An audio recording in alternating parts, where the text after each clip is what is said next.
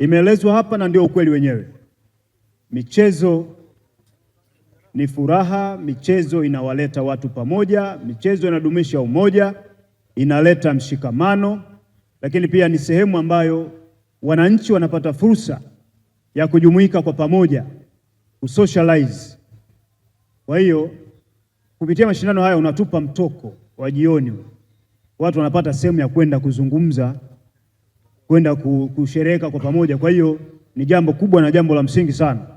Mji wetu utaendelea kuchangamka kupitia michezo hii, hiyo ni dhahiri, na tumeona hivyo mara kadhaa, na hata sasa katika msimu huu wa 6, ile misimu yote mitano tumeona namna ambavyo mji wetu umeendelea kuchangamka tunapokuwa na mashindano haya ya Zuberi Cup.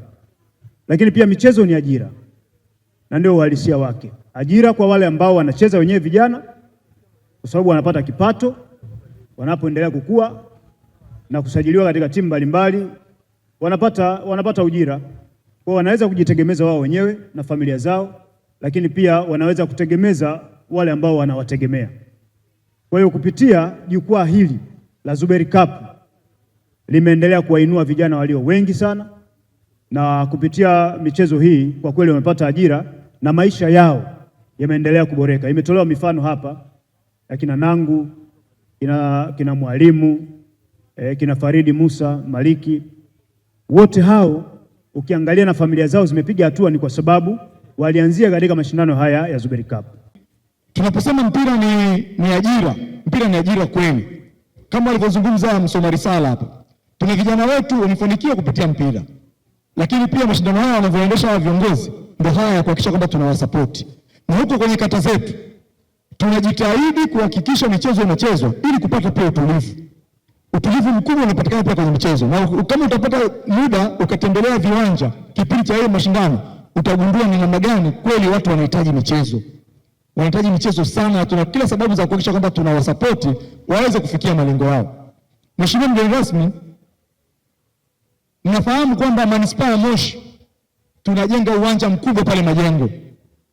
Ule uwanja utakuwa hauna maana kama tutakuwa hamna watu wanacheza mpira. Tunaweka zaidi ya bilioni 2 kujenga uwanja mzuri kabisa, standard nzuri kabisa za kimataifa. Lakini faida ya ule uwanja ni lazima tuhakikishe vijana wanacheza. Leo Kilimanjaro tukishindwa kwenda NBC, tumeshindwa sisi wenyewe. Yaani sisi tulokaa hapa tukiamua leo tukiamua, tumebakiza mechi 2 tu, aidha na Prison au na Mbeya City. Tarehe 12 Mungu akipenda tunacheza ushirika. Tarehe 18 tunaenda kurudiana.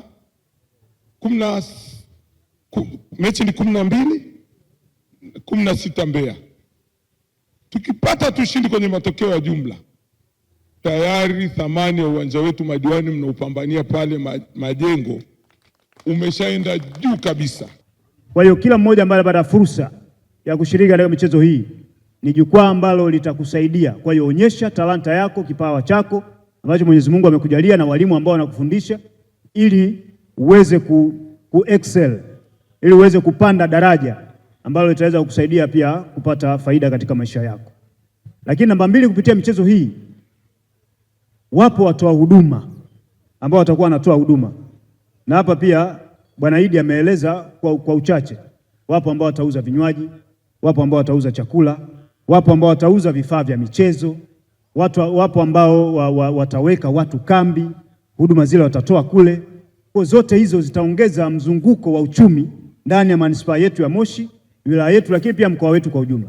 Na hata wale ambao watakuwa wanatoa huduma na wenyewe watakuwa wapata kipato pia. Waandishi wa habari hawa ambao wanarusha taarifa zetu za michezo hii, wenyewe pia watapata barabara kipato. Kwa hiyo ukiangalia kwa Kichaga tunaita multiplier effect ya mashindano haya ni makubwa sana na faida zake ni nyingi sana. Mashindano ya Zuberi Cup Tournament msimu wa 6 yamezinduliwa rasmi leo. Hongereni sana na kila la heri katika mashindano haya. Mwenyezi Mungu awabariki sana. Asanteni sana kwa kunisikiliza.